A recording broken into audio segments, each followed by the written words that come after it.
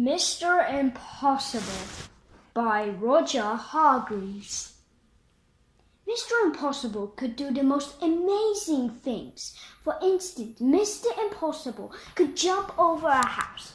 You tried? It's impossible.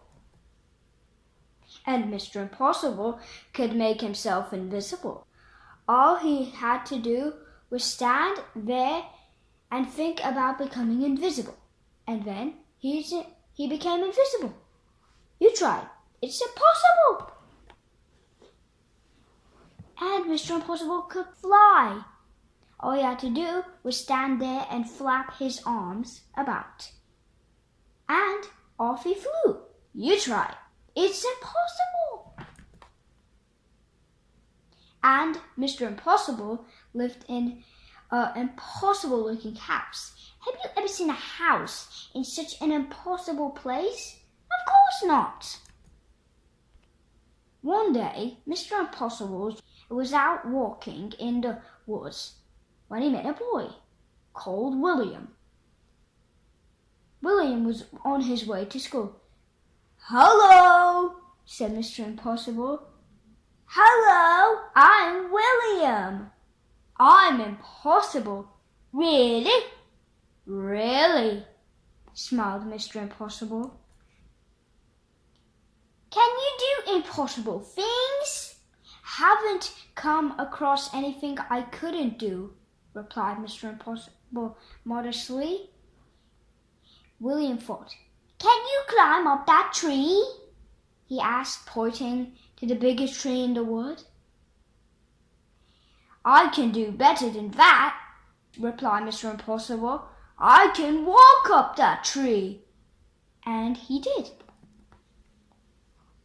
William thought again. "Can you stand on one hand?" he asked. "I can do better than that," replied Mr. Impossible. "I can stand on no hands." And he did. "That's impossible!" cried William. "True," replied Mr. Impossible. Then William remembered that he was on his way to school. "Why don't you come with me?" he asked. "But I've never been to a school before," Mr. Impossible said. "Then it's time you did," replied William. "Come on!" William and Mr. Impossible sat at the back of Mr. William's classroom with the other children. The teacher came, but didn't notice there was someone extra in his class that morning. "Good morning, children," he said.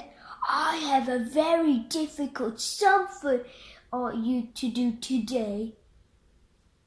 It will take you the most of the morning to work out the answer." And he wrote the sum on the blackboard.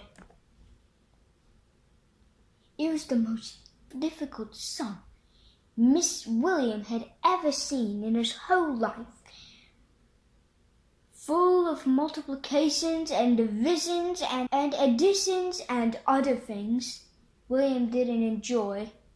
The teacher was right. It wouldn't take the most of the morning to work out the answer, if not, most of the afternoon as well.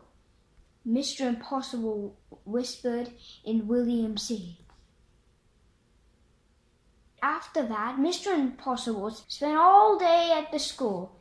He showed the teacher how he could read a book upside down. "That's impossible," said the children who were watching. "Absolutely," replied Mr. Impossible. Then William asked Mr. Impossible if he would like to play in the school football match. "Oh, yes, please," replied Mr. Impossible. "I've never played football before." And you know what he did? Kicked the football so high into the air that when it came down, it had snow on it. What an impossible thing to do. Then it was time to go home. Mr. Impossible said goodbye to all the people at school and then said goodbye to William. Goodbye, Mr. Impossible. Goodbye, William, said Mr. Impossible, and just disappeared. William rubbed his eyes and went home. William's mother and father were waiting for him. Hello, William. Did you have a good day at school? Yes. And I met someone who can do anything in the world. Really, William? They both laughed. That's it, you're impossible. William smiled and went inside. And 100 miles away, a small figure was listening while William's mother and father were saying. And then he grinned with an impossible grin. And then he went to sleep, standing on his head. And we all know that is impossible!